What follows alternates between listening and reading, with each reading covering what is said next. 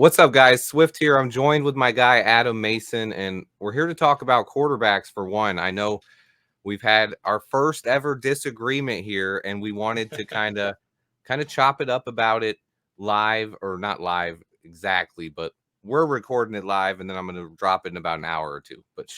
But Adam, go ahead and say what's up. Tell people where they can find you, and we'll get right into it. Y'all know where to find me by now. Bear Down Sports. You can just type my name into Adam Mason on YouTube. I'm on Twitter. Don't go on there because I'm more unfiltered on there. So don't go on Twitter and find me. It's a little looser than YouTube. You're gonna see some emotional Adam on there. But thanks for having me back, Swifty. It's good to chop it up with you again. Hey, no problem, man. And I'm glad to finally have this talk. I know, Adam, you seem to be completely big news. LSU Pro Day today, and everyone who thinks I'm Swifty's bot today will prove otherwise, because we don't see eye to eye on everything. And what I'm going to say is right off the bat, okay, I have not been the Caleb Williams fanboy. I fell in love with Justin Fields, but if anybody really follows me instead of just painting the narratives, that's dead and gone. I'm done with it. I'm over Justin Fields. I'm moving on, and I've been very devoted to figuring out who the next quarterback is. Now, that analytical side of me, the stats, breaking that stuff down, combining that with watching tape, what we view differently, Swifty, and I'm speaking for you a little bit here, but we've had side conversations. What we view differently is just like everybody else, because it's the hardest position to get right in analyzing the draft. Now, it shouldn't be so hard this year because Caleb's the clear consensus number one. And I think what some people get hung up on is I say, we're 90% taking Caleb, we're 80% taking Caleb, we're 95% taking Caleb, and we'll hit the LSU Pro Day today. But when I say that, it's only because I'm so analytical. I like to keep my options open to things. I don't like to have the definitive, just like a scientific approach. I'm not going to say it's definitive until the job is done. But if I'm saying we're 90% Caleb, that really means I believe we're taking Caleb. And if I'm saying we're 95% Caleb, I mean, the tea leaves are there, guys. It's happening, and only confirmed more and more the last couple days. I did a Free Talk Tuesday, and I talked about how there's still options, how teams could still be jockeying for that number one pick. And if the price is high enough, the Bears could come off of that number one pick. But it doesn't look like that's going to happen. It doesn't look like the Commanders could even offer number one, both twos, next year's first. I don't even think that would do it at this point with everything you're seeing. Jayden Daniels Pro Day. You touched on that. So I know we disagreed on this. We already mentioned it in a DM a little bit, but Adam, you seem to have been blown away, or you thought he had a great Pro Day. I thought he had a good Pro Day. I thought he did well. Okay. But how much can you judge a Pro Day when it's scripted and you've got someone, and it's funny because you look at the comments online already, and those who are in love with Caleb Williams that are Bears fans, oh, he sucked. Look at this. Look at that. And they highlight a couple of the throws. He was 52 of 56, and the ones that he missed were deep bombs, which, he overthrew them, which if you want to see a missed throw, you want to see an overthrow because they're leading the receiver. But if you look on the rest of Twitterverse and the rest of comments, everyone said he had a solid Pro Day. In fact, the headlines are all LSU wrapped up Pro Day. Neighbors, Thomas, and Daniels all had solid Pro Day. But the reality is, I mean, how much can you really gauge from a Pro Day? But I thought he had a solid Pro Day. I don't think it blew anybody away and made him the number one pick at all. No. So with Pro Days, you can't overrate them. That's the biggest thing for me. I like to confirm what I saw on tape. And that's exactly what it did for me, is Jayden's arm wasn't as big as either Caleb Williams or Drake May. What I saw on tape a lot from him, even on completed passes, even on deep touchdowns to Brian Thomas or Malik Neighbors, where they have a ton of separation, they end up slowing down, almost coming to a stop, and then catching the ball, sometimes keeping them from all that extra yak opportunity. And you saw the same thing today when he's throwing on air. No defenders. Brian Thomas and Malik Neighbors, what were they doing 30, 40 yards downfield? Running, and then slow it down, make the catch. And which it's not horrible, but you don't have as much room for those things in the NFL. And then I also saw his face is killing me. I'm trying to give you a cap type of look. I'm trying to give you I see you smirking at him. This is unscripted, guys. Yeah, it's not scripted. But I also his I don't frame. agree. He's got a thin frame. I mean, it's not. So Oh, yeah, you they go ahead. made it like he's not Lamar Jackson. I've seen so many announcers and or commentators, sports guys, draft experts, whatever, say, "Oh, they compare him to Lamar Jackson." That is not his game. I think Ryan Clark said it today in the NFL Plus commentary where he said something along the lines of he can run in the NFL, but you don't want to use him as a scrambler. You want to use him more how Patrick Mahomes scrambles, which is very rarely, but when needed and safely. Mahomes will scramble for 10 to 12, 15 yards when it's necessary on a third down, but he's never going to rush for 500 plus yards in a season. It's never going to be part of his game. And that's not comparing Jayden to Mahomes, but it's saying, hey, his game is going to have to change in the NFL. And that's exactly what I've been saying because at LSU, he ran too much. He's not going to be able to run that much in the NFL, whereas Justin Fields was the opposite, a guy who didn't run much in college, but was built to where he could run in the NFL. Whereas Jayden Daniels is the opposite. So it's like he's going to have to change his game. He's going to have to add muscle. And to me, he's not in the top two. I think Caleb Williams and Drake May are just above him. And I think he's fighting JJ McCarthy for that QB3 spot right now. Yeah. So after his pro day, I don't think he had a bad pro day. So quit smirking. Every quarterback's going to have to change their game a little bit to go into the NFL. That's just, I mean, even Caleb Williams has to change his game a little bit to go into the NFL. Has to learn how to play under center. Yeah, and he's got to have some more anticipation. I think a lot of people are excusing a lot of things, but he has a big arm. And watching, I'm going to give you the bad of Jayden Daniels so we can be fair because it's not just about hyping one guy. And you just gave your ranked order. I really don't see Drake May in the top three still. We see it differently, and everybody's going to see it differently. You even see guys that are putting JJ McCarthy number one. You see guys, and these are big analysts, they're putting Jayden Daniels. I think there's only one that put Jayden Daniels number one overall.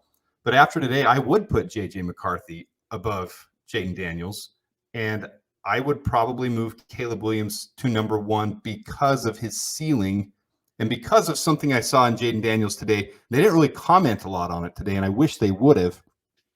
I thought he had a solid pro day. But the glaring weakness he has is his footwork. And when you watched it, he looked like he had a little bit of rabbit feet when he was there today. And I think he does have a big arm. If you watch him air it out, he still throws at 60 yards down the field, no problem. And there were some where he led the receivers, and I didn't see the issues where he was two behind him. I think that's nitpicky and not attacking you, but people are going to do that. They're going to nitpick pro days. That's what happens. But but that's the thing. It wasn't the pro day. I had already saw that and put it in his scouting report that I saw on tape. So just seeing it at his pro day just reconfirmed that to me. He couldn't even do it on air. How am I going to expect him to do it against NFL defenders when he didn't show it at college enough to me? Yeah. So I didn't see it as much. I saw more highlights across the middle where he was hitting anticipation and hitting tight windows, and that's what I liked. But in today, the negative was I didn't like his footwork. I didn't like the choppiness. He did have rabbit feet. He was a little bit hoppy. And to me, that's what's limiting him from showing off that big arm. That's what's not getting in the plant. And if you watch Caleb's pro day, Caleb is really good about when he does decide. It's not just the flick of the wrist. People talk about that. If you go back and watch his tape and you watch his pro day, when he decides to throw, he gets a hard plant. And that's what the velocity comes from. That's where he is really better than anybody else. I think JJ McCarthy's still better at him than certain things like seeing the field of vision better and anticipating. But I think the potential, the ceiling is what everyone's talking about now. And these NFL coaches and GMs, that's what they want in their pro. And that's why Caleb gets so much hype. I'm just concerned because I'm like a lot of Bears fans. And so I'm going to put myself in your guys' shoes. And this is what a lot of Bears fans are worried about. You don't have your prototypical 6'4" guy that we love to see. And we didn't see him hitting second read receivers. We didn't see him. And we can make excuses for all that stuff. But the reality is his mechanics is what the Bears are falling in love with. And now if they're going to combine that with his leadership and they say we went to dinner We saw his teammates. Everyone was praising him, even the staff of the facilities. Everyone was in love with Caleb Williams.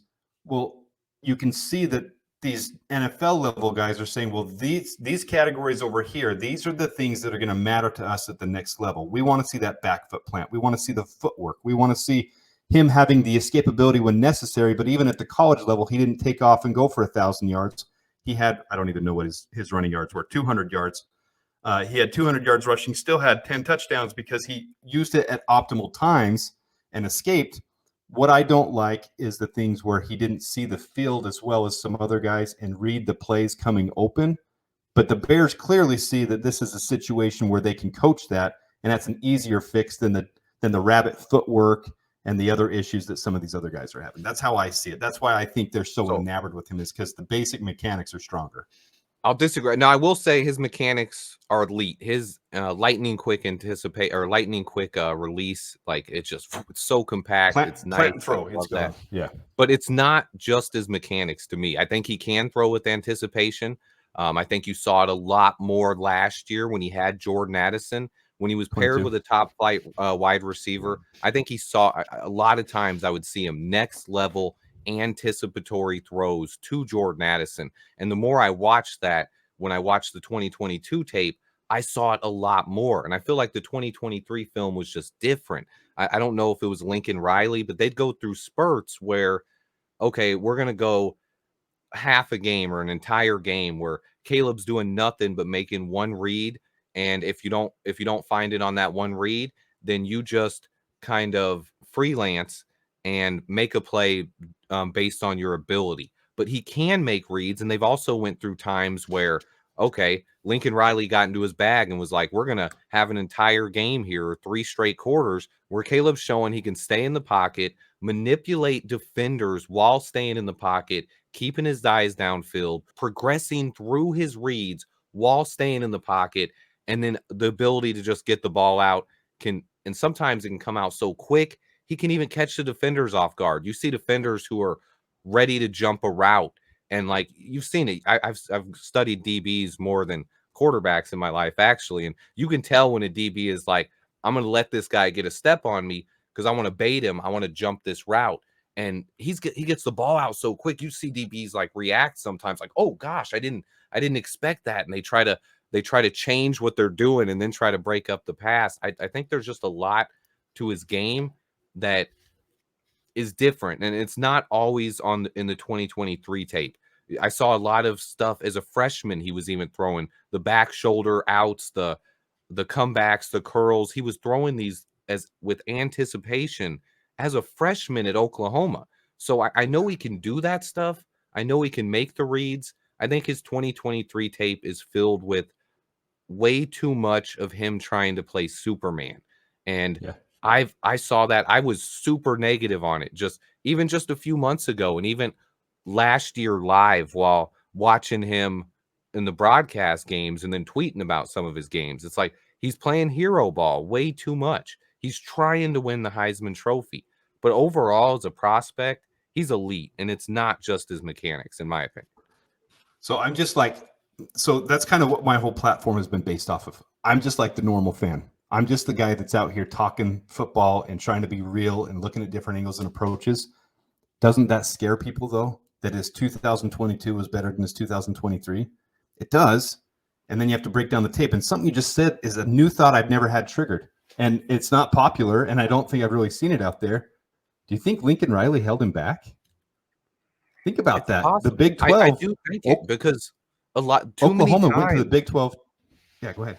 too many times, like I said, and it was a negative when I first watched his 2023 tape. And if you just watch, as for quarterbacks, I think it's different than any other position. You got to watch the tape more than once. And I think some plays you got to watch 4 or 5 times. You got to slow them down. You got to stop it. You got to look at what the defense is doing. You can't just watch the all 22 once and be like, okay, I'm done evaluating that quarterback. If you just watch Caleb's all 22 one time all the way through in 2023, and that's all you watch, you can come away with so many negatives. And yeah, I think some of that could be on Lincoln Riley, because when Caleb shows the ability to hang in the pocket and progress through his reads, why are you calling so many one read plays and just expecting Caleb to, all right, well, if that read's not there, you either got to force it to him with your arm talent and get that pass in there when you see even the slightest window, or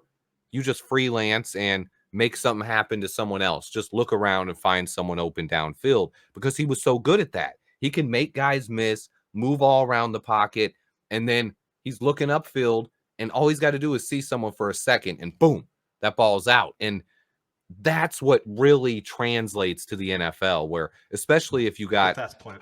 a lot more talented receivers that he can work with and build chemistry with, and he has real NFL coaches that are helping him learn how to read defenses and progress through his reads, and then he's working on his timing with these guys. Like, you get him out there with DJ Moore and Keenan Allen, and even a third guy that could be like a Taj Washington or a Brendan Rice or someone in the later rounds. But if he gets a Rome Odunze or something, I have no question that he could come out and throw for at least 3,500 yards and easily break the Bears franchise rookie record, and potentially throw for 4,000 yards in his first year or two, and easily be the best quarterback we've ever had. So I don't see that with Jayden Daniels. Could he do that? Could Jayden come out and throw for 3,500 yards? Yeah, sure. I think any of 100%. I think any of those, the top 4 quarterbacks in this class, it's even possible. Like, if we took Marvin Harrison Jr. at number 1, and you then trade down from 9 and get Bo Nix later, or Michael Penix Jr. even, one of those guys could come in and throw for it. It's possible this because team. we're in such a good position. But Caleb Williams' arm talent and ability to maneuver in the pocket and get the ball out, like, I think his arm is just special, and it's on another level than Jayden Daniels. I'm enamored with this thought now. Guys, we're free balling. We're free spitting this thing right now. But We this decided thought to do this like 10 minutes before, or 20 minutes before we started. We're just like, hey, you free in a few minutes? Okay, let's just do some.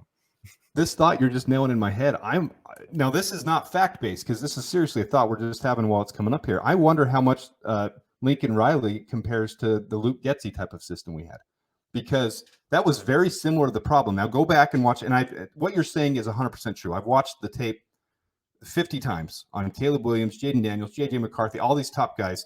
But when you have new thoughts like this that are coming in right now, I need to go back and look again before this is fact based, what I'm going to say right now. But how much did Lincoln Riley expose the defense to be able to create more than one read offense schemes? Because Luke Getsy was horrible at that. And that was one of the biggest problems. You couldn't even tell if it was a 2-man zone or a man-on-man zone. Even if 2 guys were lined up in the back, you couldn't see the difference, because he never did pre-snap movement. He never did things with the tight ends to shift and move. It wouldn't help the quarterback. Now, did Lincoln Riley do the same thing? I don't know. I'm going to have to go back and look now. You've just given me another homework assignment. But I'll say he definitely did put people in motion, and he definitely had some plays, a lot of plays he has NFL style concepts and routes that he runs a lot. Those are things that I think translate well. But as far as, was he an elite level play caller? That's something I don't think Luke Getsy, but that doesn't mean it was helping this offense. And Lincoln Riley might not have been doing any favors for Caleb either. But imagine if we had Jim Harbaugh on USC's offense. Because Harbaugh is a master at this. Like, people who don't understand Harbaugh's, there's a reason that he's so sought after. And go watch JJ McCarthy's tape. There's a reason JJ McCarthy's getting so much praise right now, because the schemes he calls up, and even that pre-snap motion, you can see what a defense is in with the way that Harbaugh calls things. He's next level. And now if Caleb had that, what would it have been like? And how does that translate to Shane Waldron? Because Shane Waldron does do more of that with his 12 personnel sets, his 2 tight ends, the way I'm excited to see how that works. So that's something I want to go back and watch now and see, hey, am I being a little too critical on Caleb for those second reads because of the way Lincoln Riley called things? I don't know. I don't know the answer to that right now, but you're putting a thought in my head that I might be. I mean, that's tough. I mean, because Cliff Kingsbury, his offense didn't translate as well to the NFL. I mean, he tried to run the same thing, and that's one of the things a lot of people will bring up, the Cliff Kingsbury point. Well, if we're really drafting Caleb, why didn't we hire Cliff Kingsbury? And that's something that I think we've even thought of initially, like, hey, if we were really going there, why wouldn't we bring him in for the familiarity? But I think Shane Waldron's a better play caller.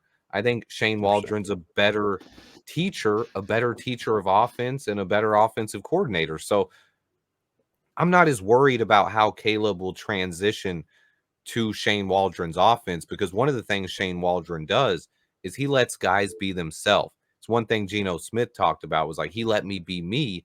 And if he can do that with Caleb, then he's going to build an offense around Caleb Williams that he's comfortable with. So I'm not really worried about I'm glad we don't have Luke Getsy. I'm glad we don't have Matt Nagy anymore. And I think Shane Waldron is a guy who I'm really hyped up about. I thought either way, with Justin Fields or Caleb Williams, this is a guy, look at the work he did with Geno Smith. This is a guy who's going to get more than you expect out of a quarterback. So if he can do that with Caleb Williams, I expected it to be with Justin. I said that firsthand. But if he can get that out of Caleb and we can put him in a situation to succeed, we're going to be happy at the end of the day. Yeah. So to me, at this point, it would be Caleb Williams or JJ McCarthy, and that's just not going to happen. Ooh. It's 95% Caleb at this point, and now it just really comes down to what they do at 9. And from what you were saying at the combine, the last 2 people out on the field after the combine was over with were Caleb Williams and Caleb Williams and Romo Dunze. And Romo Dunze, I don't think he was just doing that for PR. He grew up helping his grandpa on the farm, and my family knows the Bunnells, the family farm he came from. Where I came from, where that farm is, they're just hardworking Chicago-style people. It's not in Chicago; it's in Southern Utah, guys. But it's doing that type of stuff, doing the 3-cone drill over and over again because he genuinely wants to improve it, not because he's trying to show off for the media. Like Romo Dunze was out there because that's who he is. I want to freaking prove myself. Guys, I don't want to be the number 3 receiver in this class. I want people to see me as better than Marvin Harrison Jr. Marvin Harrison Jr., you didn't even show up and do this stuff. I'm going to freaking perfect this 3-cone drill so teams can see that I'm the freak. And that's what I think Romo Dunze is all about. So if he's there at 9 and we get Caleb and Rome and they're wanting to prove themselves, and Rome is that X receiver with the, hey, so here's something stupid analytical stat side of me. It's not stupid, but it's just what I constantly do. In the last 6 years, the 3 highest receivers with contested catch rates in their final year of college. I'm not going to make you do trivia or make you stumble over it. Number 1 would be Jaylen Waddle. Great receiver in the NFL. He had 100% contested catch rate in his final year of college. Unheard of. I love that. Number 2, Justin Jefferson. 80% contested catch rate.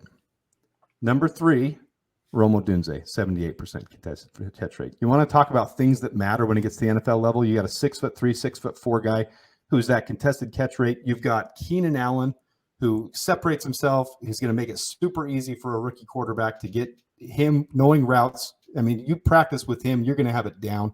You're going to know exactly where he's going. You got DJ Moore, who's just a master at being able to do the same thing, finding himself open, making other guys look stupid. And then you got a contested catch rate like Romo Dunze. I mean, there's not a better situation for me than if that could fall somehow. Man, that's the best situation I think that I've imagined coming out of the draft. And I talked about that in my video earlier today. I think it's more possible. I believe that it's in my head that I just believe that Ryan Poles wants a defensive end, that they really want a defensive end. And it's probably most likely with how the board falls, unless the guy they want is Dallas Turner and the Falcons take him. And then Poles just go ahead and take Romo Dunze. If he's on the board, I think you have to do it. You have to support the quarterback and give us the best trio of receivers we've ever had, which would be amazing. But I know they need another defensive end. They want another guy opposite of Montez Sweat. And it's hard to find those guys outside of the first round a lot of times. You can find them in the second round, but it's not as likely. And we don't have a second round pick. So you know where it's going to be easy to find those next year. Next year's defensive end class is stacked. I mean, there's literally 7 and 8 guys that could easily go in the first round that won't, because it's just like this year's wide receiver class. And we've got 2 second rounders next year. And Ryan Poles already talked about how some guys elected to go back to their senior year or to their final year before they come out. And I'm going to keep saying it over and over again because it's the same conversation as we had with Yannick last year, Yannick Ngakwe. DeMarcus Walker played as a top edge in this league when Tez was there. The scary thing is why I think they want an edge, and they've already made it. I mean, the comments they were making, they make it already sound like we're taking quarterback, wide receiver, offensive tackle, and edge. And if we get more, great. But they've already made it allude to those. But there's decent players in the third round that you can get one of those key positions with. But next year with 2 second rounders, we're set up to take a couple edges if we need to. I mean, we're in great position. So I mean, there's so many possibilities. I don't want to go down. And this year's wide receiver class is so special. I don't think that's my biggest thing. Is I think normally you wouldn't have a chance of getting Rome Odunze at 9. And I think right now the chances still aren't high. But with hey, if people want to say Malik Neighbors is better than Marv, I think they're crazy. I think Marv is number 1 easy. But hey, if you want to take Malik Neighbors over Rome, please do it. Let Rome fall to 9, and we'll leave the draft happy. Like Ryan Pohl's right. He can turn in his card for the first day. He's Caleb. He's Rome Odunze. And then he goes home and sleeps for 24 hours, comes back in the middle of round 2 and is like, all right, I'm still not on the board for a while. All right, what's going on? Let me catch up. Well, and people haven't agreed with me. My takes aren't meant to be like everybody else's. I'm not trying to be a contrarian, but I'm also not going to follow the lemming path. And I don't have Malik Neighbors in my top 3. And I know you don't agree with that. And I know most people don't. But I have it. For me, it's tough. I have him 3rd right now, but I would take Brian Thomas. I wouldn't take him 3rd. If I'm the Bears, I'm taking my list is probably Marvin, Rome, Brian Thomas, Adonai Mitchell, and then maybe probably Malik Neighbors over Keon Coleman. But I want a bigger guy. I want a bigger X receiver. I love Malik Neighbors. I think his game is special, but I want a guy that pairs with DJ Moore for the next 3, 4, 5 years better. And I think all of those guys profile as number 1 receivers with the size to be legitimate red zone targets. And I think that's where Malik Neighbors doesn't stand out, is he's not a jump ball. You can't throw him fades in the end zone as much. He's not a guy who excels in that category. I got to pull it up real quick. But the same thing with me for Brian Thomas. It's the same thing. He made Jayden Daniels look better, just like Rome Odunze makes everyone look better. I mean, these contested catch guys, I gave you Rome Odunze. It was 74%. Sorry, 74% contested catch. But here we go, right here. Brian Thomas, 58.3 contested catch rate. I mean, that's not a scrub at all. And he's, what was his 4.3? Yeah, he run a 4.34, 4.34, 40. So like, right, he's as fast as Neighbors, and that's the thing where if Neighbors was going to separate himself, being that you're much smaller and supposedly faster and quicker than Brian Thomas, you can't let him run the same 40 as you did. And well, Neighbors claims he ran a 4.28. He did, but so far there's no confirmation on that from anyone in the world. So I don't know if Neighbors had a clock himself. He was like, I got it right here, 4.28. But I did see that. I tweeted it out. He did say that. But yeah. But we don't know. And the same to go with all that, we don't know where these teams have their own boards. Like, we just go off of what we think and everyone depends on these national boards with Walter Football and PFF and Pro Football Network and all. They depend on that way too much. And there's a lot you can garner from that. We all kind of do it as a basis. But I really see Brian Thomas I really think he'd be a top 10 pick in any other draft without these wide receivers here. And I think Rome Odunze would be a top 3 pick if Marvin Harrison weren't here. And so if the Bears take Brian Thomas at number 9 and don't even trade down and take him where everybody else is saying he falls between 14 and 20, I guarantee you the Colts would take him at 15. The Colts need an X receiver too. So if we don't take him, the Colts are taking him. They got Michael Pittman Jr. So, I mean, I don't think he's a guarantee to go there, but I do think the Colts can. I definitely think that's the range he could go, though, for sure. Well, I think he could go 10 or 11 if someone. I think the Jets could take him. I think he's possible at 11 for the Jets if they don't want to go with Brock Bowers or something like that. Definitely possible. I think they need to fix their line. I mean, that's what we're talking about, though. This is all speculation, though. This is all nobody knows where they have them on their boards. And if the Bears take Brian Thomas at 9, I'm going to be freaking out happy. Like I'm very happy to get a Brian Thomas on this team. I would honestly rather get him at 12 than 9, but that's just Sure. me being picky. Like, I'm still going to be, if we get Brian Thomas Jr., I'm going to be happy. Same, I mean, we could take Adonai Mitchell or Jackson Powers Johnson at 9, and I'd probably be complaining a little bit, but at the end of the day, I'd be happy that we got one of my guys at the end of the day. So, I mean, Ryan Poles has a ton of options here. We're kind of going down a path we didn't mean to go down, but the reality is when you see something like Jayden Daniels right after his pro day have 6 teams meet with him and not the Bears, it's pretty clear the Bears are taking Caleb Williams at this point. I thought you were gonna go the other way. I thought you were gonna come and say that you still thought they were taking Jayden, but no, I still want them to. I don't want them to necessarily take Jayden necessarily. I want them to take someone else because he just hasn't won me over yet. But guys, I've said this the whole time. When I say I'm 80%, 90% we're taking Caleb, all that means is I want to be proven by him. I'm just like so many other Bears fans where I'm sick of going through this quarterback carousel and sick of it not being done properly. But Ryan Poles has done it properly now. Now I just want the pick right. And that's why I'm dissecting these things. And that's why I'm not just being a lemming and saying, okay, fine, it's Caleb Williams. We're going with Caleb Williams. Let's just hope and pray. I want to tear this thing apart, dissect it, analyze it 10 ways past Sunday, and make sure that I feel comfortable with it. And I'm not the guy that's going to be comfortable today. I probably won't even be comfortable up till draft day. But I can tell you when they call Caleb Williams' name on April 25th, I'm going to say, okay, prove it to me now, Caleb. And that's just, I'm going to be harder on our quarterback position than any other position we would draft. 100%. That's just how I'm going to be because I want us to finally have that. I want us to finally have Aaron Rodgers and him to wear, I said that on Twitter. I want him to wear number 12 so we can beat the Packers twice a year for the next decade and have him go out there and freaking do a discount double check in Lambeau and shove it down their freaking throats. I like to crown me, bro. Yeah, crown. I like to crown me. That one's better. I want him to shove it down. It boggles my mind how the Packers have the second biggest fan base in the nation behind the Cowboys. Like yeah. We're getting the true fandom right here. F Green Bay. Like I hate the Packers. Just Caleb, beat the Packers twice a year for me, and I will love you forever. That's the biggest thing. I think we all will. Once he starts winning games, we're gonna love the dude. And I think both of us on our channels, that's one thing that we don't go with what the national media says. We go with what we see with our own eyes and what we put together when we think things through logically, which a lot of national media guys don't. They don't even think about a situation. They'll hear one person say something and they just automatically regurgitate or believe what that person said and roll with it. And that's how narratives are created.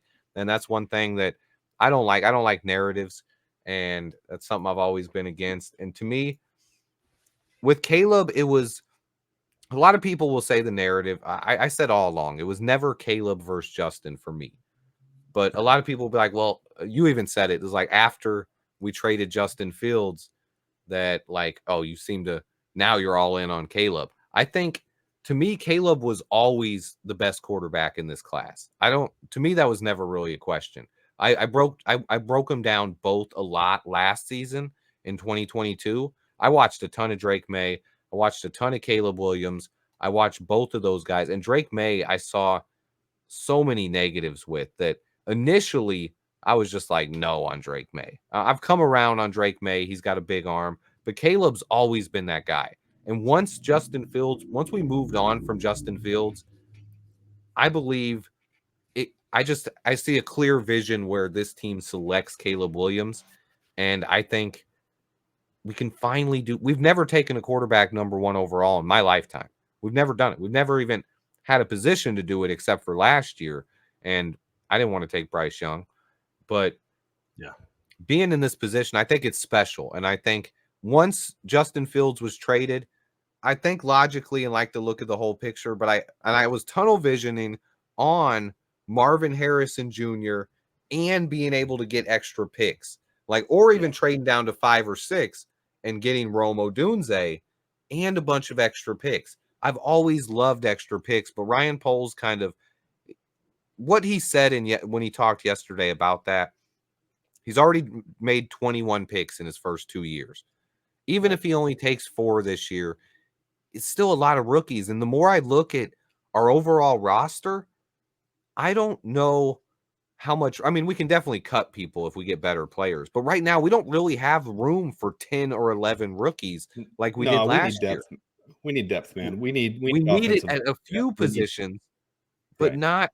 not 8 or 9. Like, and we're not going to get See, that but many when high we picks anyway. Not right, seventh but round guys aren't going to do that. So and that was the perk of the haul. That's why we wanted the haul, because you could get, another but the first, 2 majority of seconds, the a haul are third. first round picks in the future, not this year, Well, no, if we traded with the Commanders, this year's first, 2 seconds this year, a third this. I mean, a real haul. I never thought they were giving us that much to move up one spot. I was hoping for a second and a first next year. A second and a third and a first was what I realistically said. If we could get with Yeah, them okay. having 3 thirds and a 2 seconds and That would've needing gave to us come up 2 and more buy picks, Caleb yeah. Williams. But you're right. When he said, it's out of context, though, when he says he's made 21 picks, that first year, 7 of those 8 that he created were all in the 4th round or later. Like, they were garbage picks. They were Jatiri Carters and Larry Borums. And I mean, Hey, they were Carter's guys still that are, here. Well, no, Borum was out taken of by Chase. No, yeah. out of necessity. Jatiri Carter and I mean, but he got Braxton Jones. He got Trenton Gill, who he might not be great right now, but he's still our punter. Punters are Okay, so people we got a kicker and we got lucky on 1 tackle, but the reality is those 21 picks weren't quality picks. He was having to clean up, and just like he said, we came in here to clean up this situation. But And a ton now of them are now our building blocks going forward, especially if you look at the second rounders over the last 2 years. I mean, Kyler Gordon and Jaquan Brisker and Tyreek Stevenson and Javon Dexter. I think those guys are like core players that are going to be here long term. So if he gets 2 more core players early in the first round this year, one of them a quarterback and a receiver or a defensive end, I think he's still building through the draft. I've heard some people say, well, if he doesn't trade down, he's not building through the draft. That's just complete. We've never had 2 top 10 picks in my lifetime. So just being in this position, he's building through the draft already, even if it's taking high quality picks. And that's just taking quality over quantity, which is a preference. In some years, he can do the other way. But if he wants to take the quality this year, I'm not going to argue it because of the talent. It just comes down. It comes down to that at the end. Eberflus said that in his conversation yesterday, where they talked about pods, putting pods up for each position on their draft board. And this player at wide receiver, maybe wide receiver 4, is above edge 1. And if that's the case, we're going to take this guy, or they can see the value of all of them there. They can trade down from 9. I mean, there's going to be a fight. You look at those 6 teams meeting with Jayden Daniels and all the teams meeting with JJ McCarthy. There's going to be fight for right there in a row. Minnesota, Denver, and Las Vegas, all picking back to back to back and clearly taking a quarterback. They're going to be fighting. Will it be with us? Maybe not. Maybe they're going to jump ahead of us and trade with Atlanta, who could very well trade down from 8 and still get an edge. And so we might not even be in the picture for them to trade up with us. And then it's even better for us, because if they trade up to take a quarterback at 8, then we're going to get Romo Dunze. We're going to get the guy that they might not expect to be there at 9. Hopefully wrong. So it's So it's going to really come down. Maybe there could be 5 quarterbacks taken in the top 8. I mean, it could happen. Not likely. I'm just saying it could happen with those teams fighting each other. If Vegas wants to get ahead of Denver and Minnesota, they could absolutely. I mean, someone could trade up with the Chargers, one of those 3, and then if Raiders are sitting there at 13 saying, "Crap, we're going to get the 6th right quarterback," and we have banked. We've got Gardner Minshew, but we've banked on developing a rookie, and there's these guys that we like. We're going to trade up with the Raiders. There, Bo Nix? Well, who knows? Who knows how they all have them? JJ McCarthy, Drake. I don't see a 5th quarterback in the first round. Okay, well, you've got Caleb Williams, you've got Jayden Daniels, you've got Drake May, you've got JJ McCarthy, you've got Bo Nix and Michael Penix. If the Raiders are saying we would absolutely be okay with Michael Penix, but we're not okay with Bo Nix, they'll jump ahead of Denver to be able to get their guy. They might want Bo Nix, those guys into the first round. I think at that point they're probably going second round or late first, maybe. The point is, we don't know. We don't know. Tough. But there's 6 teams in the top 13 that need a quarterback, and if they're going to fight over it, we can let them fight. This is hypothetical stuff now, but it really could fall to our favor to have some of these guys drop out of those top positions, and at that point, I think the key is JJ McCarthy. Yeah.